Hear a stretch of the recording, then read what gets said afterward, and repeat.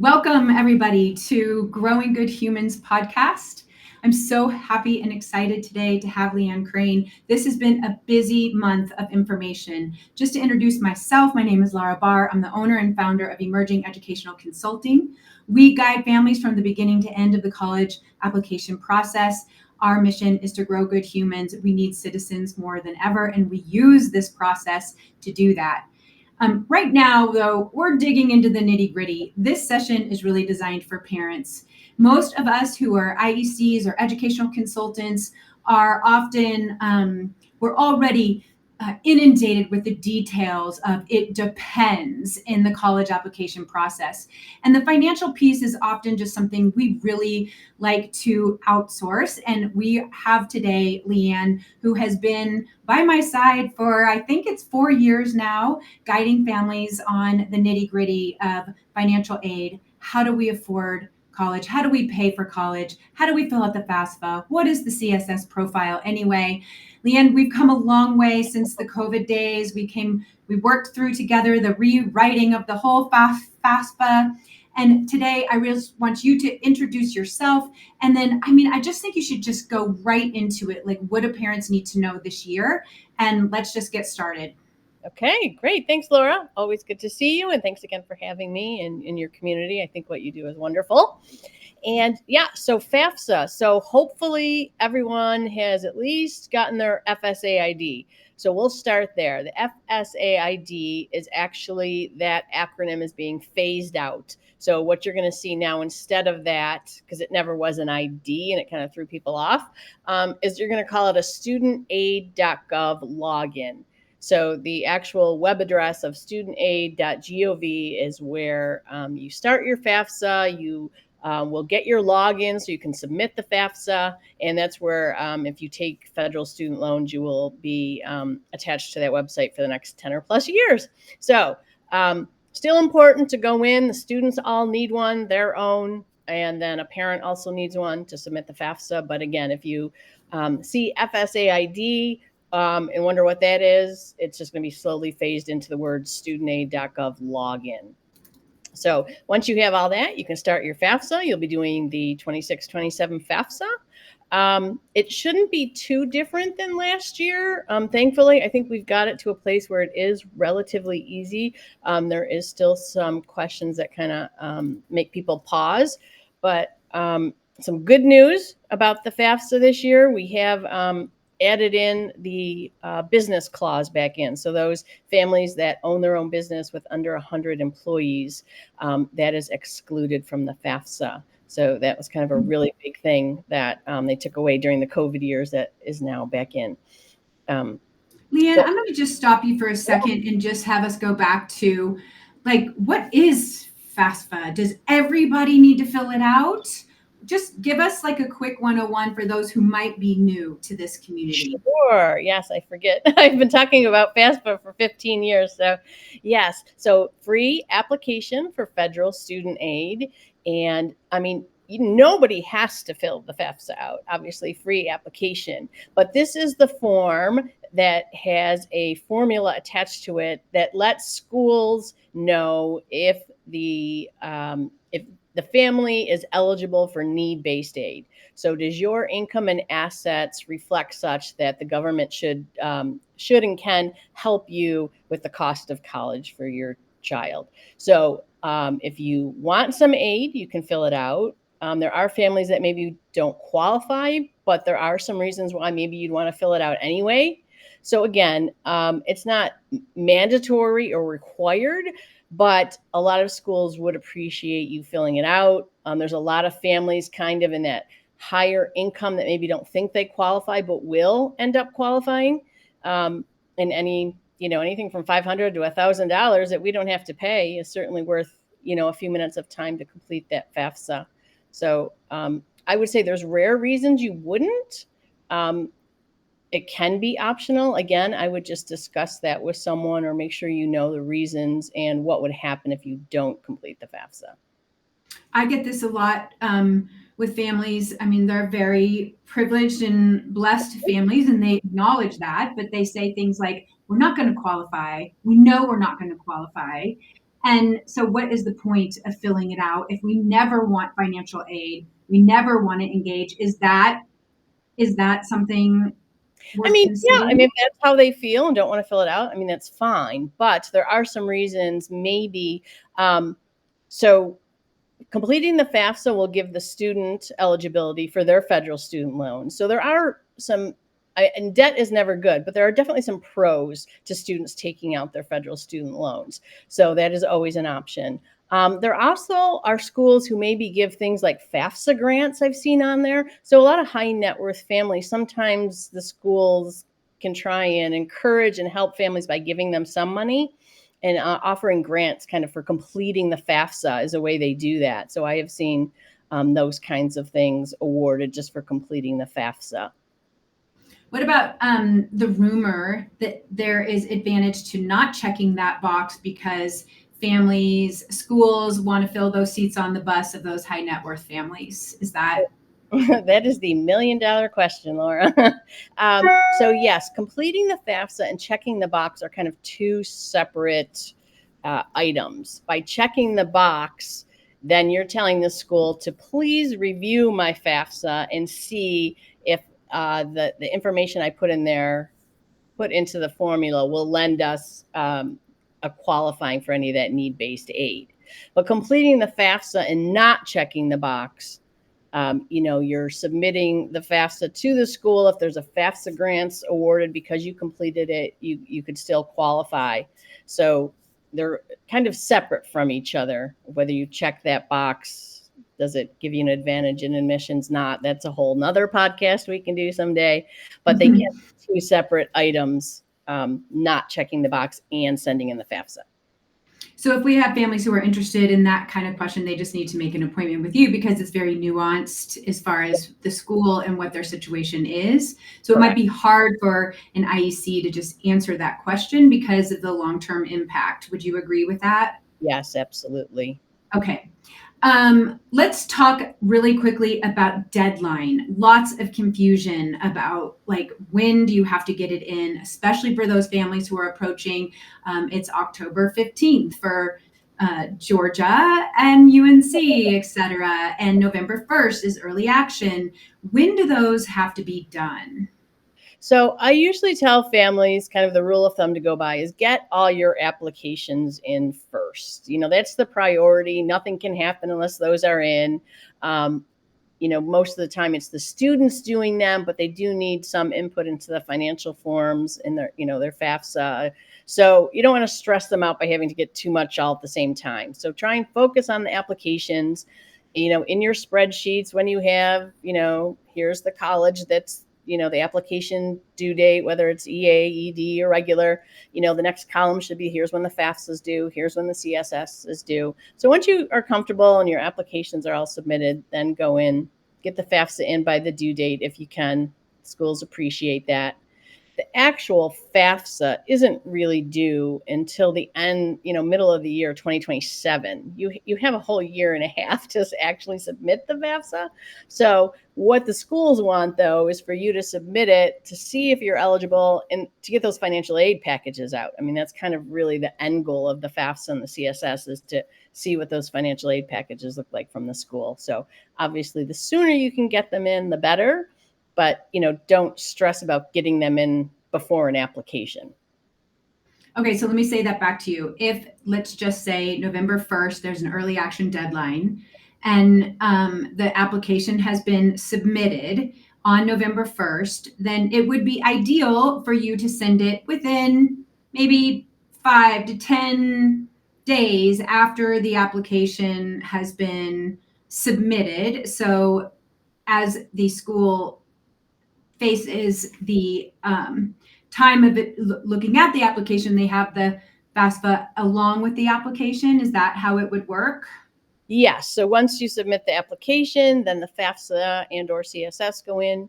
They'll connect to them. So now there's an application to put with the FAFSA, and that's how we're going to generate the financial aid package. Doesn't mean you can't get a financial aid package if you're past the deadline, but they might not be able to release your acceptance and your financial aid package on the date you think they will if you didn't follow their deadlines.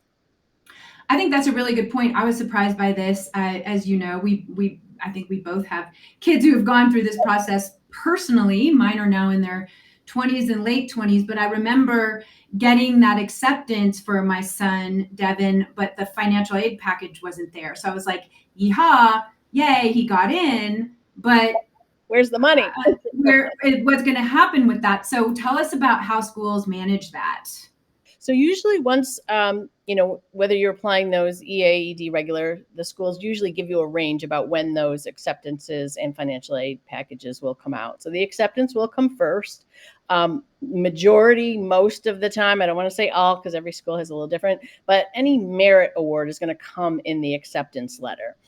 So you can tell from that if you're going to get the merit. And then usually anywhere from a few weeks to a couple months after is when you'll get the financial aid package, which will list those 4 elements derived from the FAFSA formula, any work study, subsidized, unsubsidized loans, any grants for the need-based aid. Okay, great. And why don't we talk about merit for a minute, and then that would lead us to talking about CSS profile and what that is and how that fits into all of this. Certainly. Merit aid, the question of the day. Yes. So merit is not, most schools do not use FAFSA or CSS for merit. There are a few schools that do want to see, most of them are CSS profile schools. So think about, all the schools with these large endowments and they're giving money to students. They really want to see the family's entire financial picture before they start doling out their money. So that's why the CSS is a little more intensive than the FAFSA. And so there are a few schools that will say we need to see the CSS before awarding any merit award. But most of the time it is truly based on the student's criteria. Does that mean, I get asked this question all the time, if someone does not fill out the CSS profile, and I think you answered this, but I just want to be super transparent, right? If they do not fill out the CSS profile, are they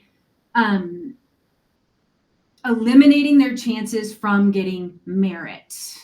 So at most schools, no. But when I'm dealing with usually those high net worth families who don't want to disclose their finances, I tell them that I highly recommend they do their due diligence and call each school if they can't find it on the website, because it's not a prevalent thing on a website, and ask them that exact question to the admissions office. It's a good reason for a student to reach out, another kind of point of contact, and say, my parents are kind of on the fence.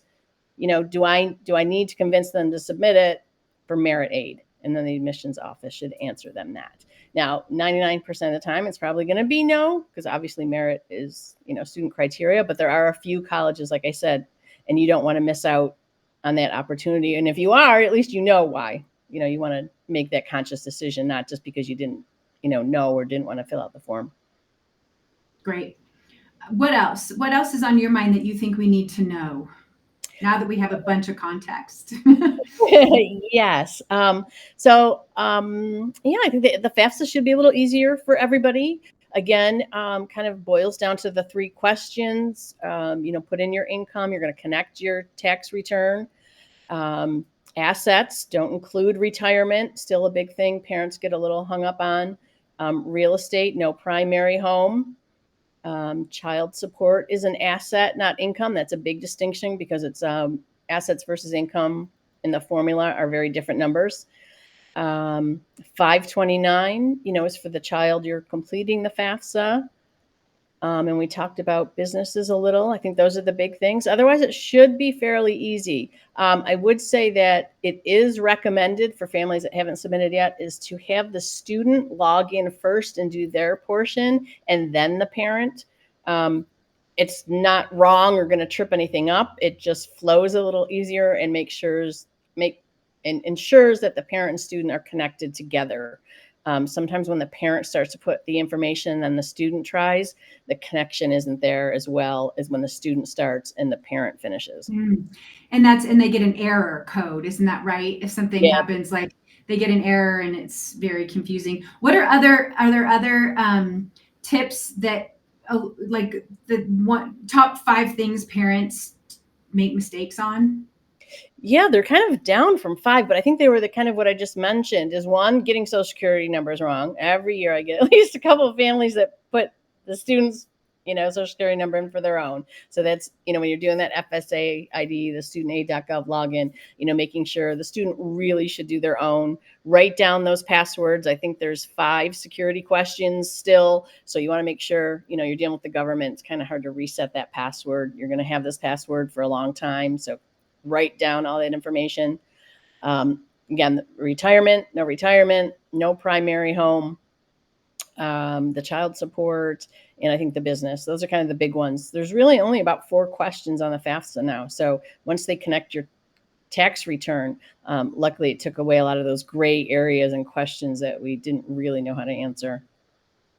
Is there a number, like an amount of money that you can say, like, listen, if you make under this much or you make over this much, you'll qualify or you won't?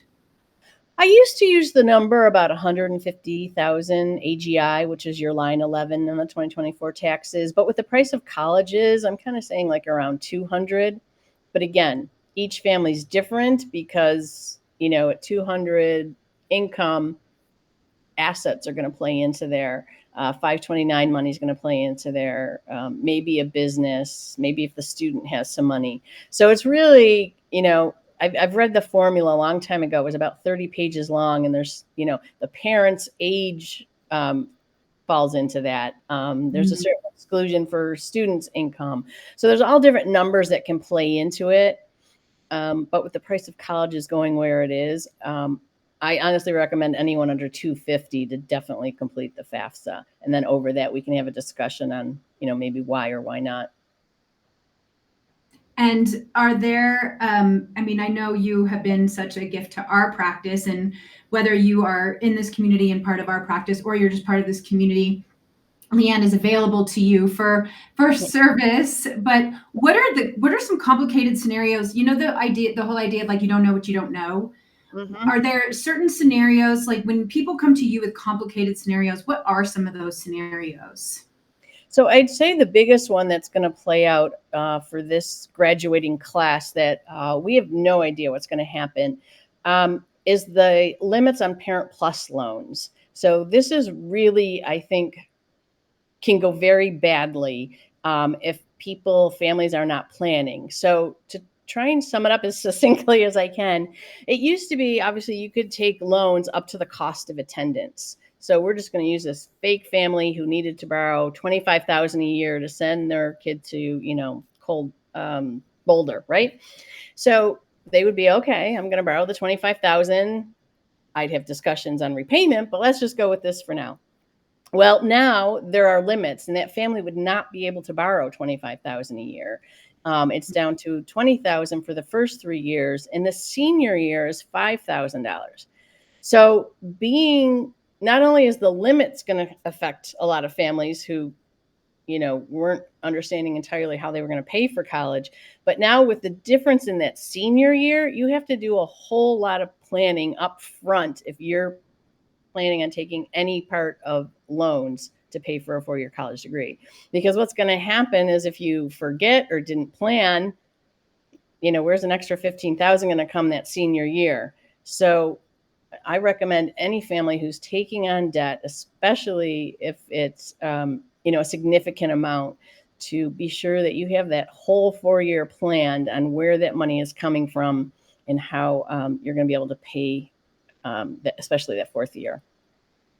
That leads us into the topic of our little AMA today is paying for college made simple. Like, is that even simple, right? Like, what are families doing when these costs are getting up to $90,000, $100,000 and people aren't qualifying? They're just at the tipping point, right? This is what I'll hear is like, we don't qualify, but we can't pay. Right. They don't want their students to take out loans. And so what are you seeing? How are families adjusting? And do you have tips? Obviously we don't have families of kindergartners in this community, but start early is probably one tip. Yeah, start early. And honestly, a lot of us who consultants that deal with finances and the affordability would love to talk to like 8th and 9th graders, and get a hold of the parents earlier on to explain some things that they could happen. Most of the time we're getting them as 11th and 12th graders. I mean, most of my business is really, like you said, telling people how to exactly pay for college. So, doing the 4-year college spreadsheet after they've decided on a school. I mean, there's things we can do, but there may have been a whole lot more we could have done if we had done this in 8th and 9th grade and explained what's coming, what different financial things could help or hurt, depending on the family's income. Interesting. Do you mind discussing some of those things? Like, what would those things be, the difference between an 8th grader and a 12th grade or 11th grader? So by 11th grade, the biggest thing that comes to mind is you can't reposition any assets, but that's not going to work for everybody. Again, there are families that we run into maybe with trusts, families who have had inheritances, families whose, we've restructured sometimes bonuses to come at later times, depending on the FAFSA. All different kinds of those little financial things that parents don't think of. The rollover Roths trip everybody up on FAFSAs because they show up as income. And then they don't realize their financial aid package is wrong. They don't even remember they converted, a rollover. That one, it took, I think, I just had a lady who did that. And I mean, she told me she made $98,000 a year, and her SAI or student aid index from the FAFSA was like 112,000. I'm like, Wow. oh, something is wrong. And she's like, what's wrong? You forget these things. And that's kind of, working with someone who looks at the financial aid package and looks at your finances and said, here's what you should be expecting, can behoove a lot of people. That's huge. I mean, those are huge things. And it reminds me even to have those conversations with our families, because we do work with students younger, and it's a good reminder for us. Right. This goes off like your expertise a little bit, but I'm just wondering, in your world, there's all this talk. I just got finished reading Dream School by Jeff Salingo, right? And this investment in these Ivies or these schools, like, is it worth it, right? Like, what's happening in your world when people are having those conversations? So, I still think, I like the idea of the book because, when people ask me, I just had a meeting with a family last night, and the dad was like, can you please find us a school that has a deal? And I'm like, oh, okay, sure. And I know what he's getting at. I mean, he has some money saved, but even if you have money, doesn't mean you want to spend it on school. That's an expensive product. And I tell most families, any kid can go to college for free somewhere. I'm sure we can find a college, right? But do we want to go to North Dakota or the foothills of West Virginia? And that's not mocking either state, but I'm talking about most of our kids, coming from these, areas that they want to go to big cities and big schools. And so I think most of the time when we're talking, if we can get early on, it's really more about finding that fit and working with IECs like you to broaden their range of schools that they, if you ask someone, I used to do this, and when I did in-person webinars, and I'd say, everybody write down their, 15 schools. And it'd be the, 10 schools that are within an hour of the house, and then the 5, top 10 football teams that they've watched on TV. And after that, another 3,000 schools, I'm like, they offer great educations. Just because you hadn't heard of them doesn't mean they're not a great school and a great fit. And I think we kind of lose sight of the fit piece and focus more on kind of, it's Harvard, Princeton, Yale on our sweatshirt. So I think that's the biggest thing I would really, if parents are really concerned about money, really want a return on investment, is look more at school fit and all those 3,000 schools out there. It's interesting because I think that I've noticed even my practice over the past 10 years has shifted to really empowering students in not, obviously there's the ROI, like there's data that we can find on return on investment, and you can look at that data and see, like, does this school, if you major in English, the ROI here might be different from majoring in business. The ROI here is going to be different. Like, there's all kinds of factors. But I think that one thing we've really shifted to is really having kids explore their interests. I hate using the word passions because I it's like know. I raised 4 kids and it's like, come on, people. They're 16 and 17. A few of them might have a passion, but that still doesn't mean they're going to major in it. Right. And so it's like their interests, but really guiding them to those career services offices like immediately. And also really working with our students on securing research positions, even if they have to pay for them, or internships, even if they have to pay to have an internship, because those kinds of experiences, and then in high school and then moving towards college, and being in places where the career services are hefty, where mentorship and co-ops and mentorship from professors. I mean, Jeff Slingo says all of this, so it's not a new idea, but it's like there's things students and families can be doing to work their investment, not just be receiving what they hope is going to be an investment. Right. I think there was this, we're pointing out too, like the family I was dealing with, easy to use an example last night, the same thing. A lot of her reach schools were US News, on top 100. And I said, there's so many great schools out there. The return on investment really, again, goes back to that fit. When you're paying this much money, you want your kid to be comfortable in the school and have found their people so that they leave the dorm room and take advantage of what's there. There's no sense paying for Princeton, if the student isn't going to walk out and go to that career center, or is going to feel intimidated by joining this club, or, whatever the reason is, which is why I think that fit is really important. Your return on investment is, what your kid's putting into that education. Right. That's good. So, and it's like the return on the investment is work that the student has to engage in. It doesn't just happen. And that you can work the programs at the school and really get engaged in finding kind of not just it's a fit, but the student has to make it a fit by taking action in the environment that they're in. Right. And go ahead. Oh, I was going to say a lot of parents, who want to put the Northeastern on their list because of the marketing they've done on their co-op program. And I'm pretty sure, I have to look this up before I announce it, but I think it was University of Cincinnati that is really kind of the first school that started with, making these internships and co-ops a thing.